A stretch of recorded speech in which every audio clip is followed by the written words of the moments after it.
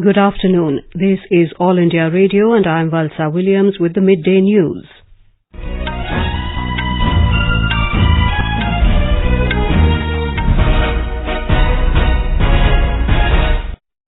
The headlines. Economic Survey projects GDP growth for 2019-20 at 7%, fiscal deficit pegged at 3.4% for 2018-19. Finance Minister Nirmala Sitharaman to present Union Budget tomorrow. Supreme Court refuses to hear a plea of TikTok for transfer of cases relating to ban on the social media app from Madras High Court. World-famous Jagannath Rath Yatra begins in Puri, Odisha. Leander Paes and the pair of Purav and Jeevan Nedunchezhiyan crash out in men's doubles at Wimbledon tennis championships. And in ICC Cricket World Cup, West Indies to take on Afghanistan at Leeds in a short while from now. Finance and Corporate Affairs Minister Nirmala Sitharaman tabled the Economic Survey 2018-19 in both Houses of Parliament today. The survey projects GDP to grow at 7% in 2019-20. The Indian economy is expected to grow at 6.8% in 2018-19 while maintaining macroeconomic stability. Fiscal deficit has been pegged at 3.4% of GDP for 2018-19. The survey has provisionally estimated 2.9% growth rate for the agriculture, forestry and fishing sectors. 283.4 million ton food grain production has been projected. Imports are slated to grow at 15.4%, while exports are projected to grow at 12.5% for the year 2018-19. It has put forex reserves at $412.9 billion for the fiscal 2018-19. The survey also lays down the strategic blueprint for fructifying Prime Minister Narendra Modi's vision of India becoming a $5 trillion economy by 2025. To achieve the vision, India needs to shift gears to accelerate and sustain a real GDP growth rate of 8%. The theme of the survey is about enabling a shifting of gears to sustained economic growth to achieve $5 trillion economy by 2025. The survey has recommended creating a virtuous cycle encompassing private investment, jobs, export and demand. It states that Indian economy has performed well in the last 5 years. The economic survey highlights the immense potential of data of societal interest and says data should be of the people, by the people and for the people. Demographic trends suggest the need to prepare for aging population, which necessitates more healthcare investment and increasing retirement age in a phased manner.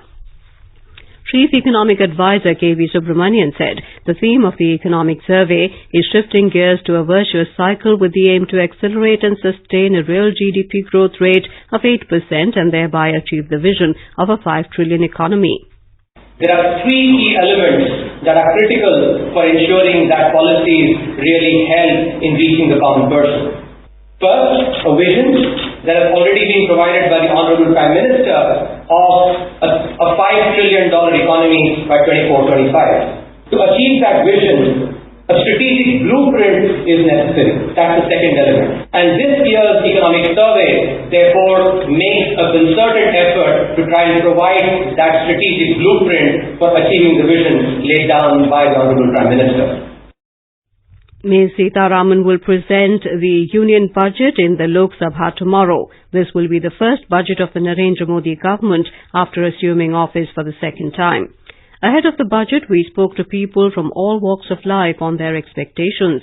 In Telangana, Prasanna Tantri, an assistant professor of finance in the Hyderabad-based Indian School of Business, expects the budget to focus more on simplification of compliance procedure, privatization of public sector, and in social sector, more emphasis will be laid on conservation of water. I think the budget should focus more on simplifying compliance procedure. I think simplification of procedure will go a long way in increasing compliance. My second expectation is relating to privatization of public enterprises. Chairman of the Direct Taxes Committee of the South Indian Regional Council of the Institute of Chartered Accountants of India, Abhishek Murli, has said it has been felt for a long time that MSMEs should be empowered. What we have fundamentally felt for a very long time is the MSMEs play a very key role in developing the economy from a people point of view. As far as job creation is concerned and the perception of the public is concerned, MSMEs play a very critical role. But it is felt that they have not been empowered. Though there have been very excellent budgets in the past by various governments, the critical point is the last few budgets played a very important role of creating a foundation. The News Services Division of All India Radio will bring you day-long special programs on the budget tomorrow. Tune into our YouTube channel, News on AIR Official, from 10:10 a.m. for the pre-budget discussion, live relay of the Finance Minister's speech, special budget bulletins and post-budget discussions with the eminent experts in our studio. Follow us on Twitter at AIR News Alerts and our official Facebook page, All India Radio News, for quick news updates round the clock. India has asked Pakistan to take credible and irreversible steps to end cross-border terrorism and dismantle terrorist infrastructure under its control. In a written reply in the Rajya Sabha, the Minister of State for External Affairs, V. Muralidharan, said India desires normal neighbourly relations with Pakistan. He informed that New Delhi is committed to all outstanding issues bilaterally and peacefully in accordance with Shimla Agreement and Lahore Declaration. The minister said any meaningful dialogue can only be held in an atmosphere free from terror, hostility and violence. He said Pakistan should create a conducive atmosphere. Amar Patnaik and Sasmit Patra took oath as the members of the Rajya Sabha today. Both members belong to Biju Janata Dal. The seats fell vacant due to resignation of Soumya Ranjan Patnaik and Achyuta Samanta. Achyuta Samanta has been elected to the Lok Sabha from Phulbani constituency, with Soumya Ranjan Patnaik elected to the Odisha Assembly. This is All India Radio giving you the news. For quick news updates round the clock, follow us on Twitter at AIR News Alerts. The Supreme Court today refused to hear a plea of Chinese social media app TikTok for the transfer of cases relating to ban on it from the Madras High Court to the Apex Court. A bench headed by Chief Justice Ranjan Gogoi did not agree with the contention of senior advocate A.M. Singhvi, appearing for the Chinese firm, that all the matters pending in the Madurai bench of the Madras High Court be transferred here for final and expeditious disposal. Earlier, the Apex Court had directed the Madras High Court to decide on the 24th of April the plea of TikTok seeking interim relief of lifting the ban imposed by it. The Madras High Court had lifted its ban on the social media app with the condition that the platform should not be used to host obscene videos. The High Court had on the 3rd of April directed the centre to ban mobile application TikTok as it had voiced concern over inappropriate content being made available through such apps. It had passed an interim order on a public interest litigation which sought a ban on the app. A Mumbai court today granted bail to Congress leader Rahul Gandhi in a criminal defamation case.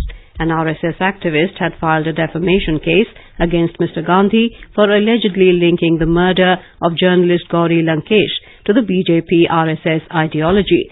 Mr. Gandhi pleaded not guilty to the charge and was subsequently released on bail with surety amount of 15,000 rupees. Union Home Minister Amit Shah has praised Prime Minister Narendra Modi for eliminating politics of caste, nepotism and appeasement and introducing politics of performance and development in the country.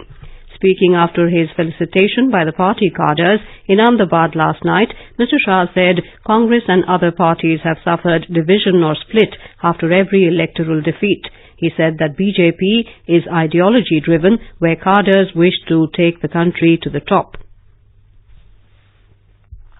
Veteran newsreader of All India Radio, Borun Haldar, passed away in Kolkata last night. He was 85. Family sources said Haldar was ailing for some time. He was a popular presenter of Western music in AIR Kolkata before shifting to AIR Delhi as an English newsreader. He retired as chief newsreader of AIR in 1999. His funeral will take place day after tomorrow. Here is a tribute to the veteran newsreader.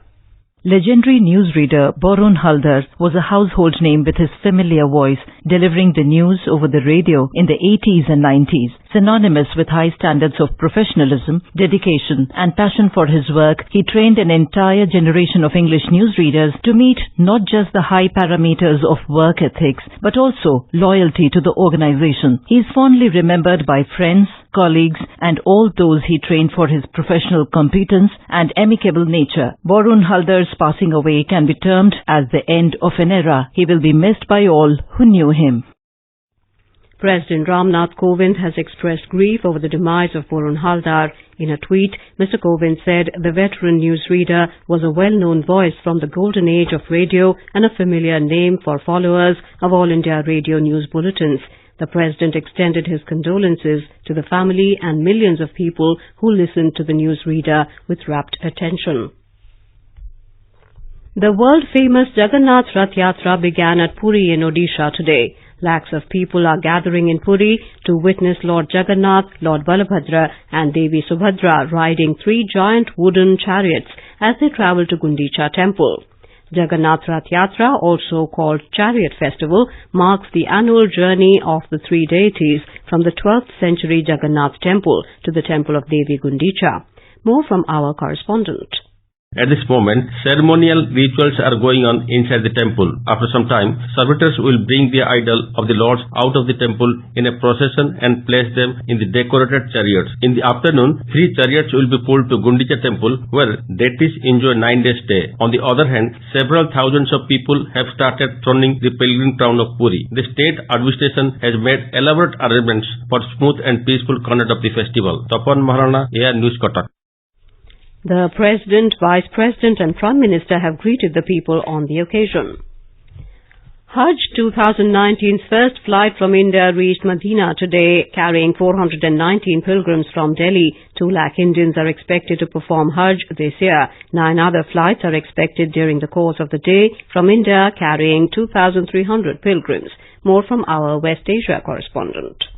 As the season of Hajj starts, the first flight carrying 419 Hajj pilgrims landed in Medina this morning. They were received by the Indian Ambassador Dr. Osaf Saeed and Consul General Muhammad Noor Rahman Sheikh. Adequate arrangements for the stay and medical facilities for the Hajj pilgrims have been made by the Indian authorities there. Speaking to AIR News, Consul General Muhammad Noor said that for the first time, pre-allotment of buildings have been introduced whereby rooms of the pilgrims are allotted prior to their departure from India from Medina for easy check-in. Kanchan Prasad, AIR News, Dubai.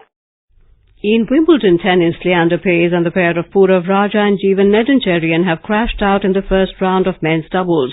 Paes and his French teammate Benoit pair lost to the Kazakh duo of Alexander Bublik and Mikhail Kukushkin 6-4, 7-6, 3-6, 6-7, 7-9. Purav and Nedunchezhiyan were beaten by the Aussie team of Leighton Hewitt and Jordan Thompson 6-2, 6-3, 6-2. However, David Sharan and his Brazilian teammate Marcelo de Molina 7-5, 6-4, 7-5 advanced to the second round. In the ICC Cricket World Cup, West Indies will take on Afghanistan in their 9th and final round-robin match at Leeds this afternoon. All India Radio will broadcast live commentary on the game from 2:30 p.m. It can be heard on DTH Hindi and additional frequencies. The match is a dead rubber as both teams are out of the semi-final race. While West Indies are 9th in the 10-team points table, Afghanistan is rock bottom. India, defending champions Australia and hosts England are the 3 teams that have made it to the semi-final so far. And now before we end the bulletin, the headlines once again. The Economic Survey projects GDP growth for 2019-20 at 7%, fiscal deficit pegged at 3.4% for 2018-19. Finance Minister Nirmala Sitharaman to present Union Budget tomorrow. Supreme Court refuses to hear a plea of TikTok for transfer of cases relating to ban on the social media app from Madras High Court. World-famous Jagannath Rath Yatra begins in Puri, Odisha. Leander Paes and the pair of Purav and Jeevan Nedunchezhiyan crash out in men's doubles at Wimbledon Tennis Championships. And in ICC Cricket World Cup, West Indies to take on Afghanistan at Leeds in a short while from now. For details of these stories and more, log on to our website www.newsonair.com. And with that, we end the Midday News.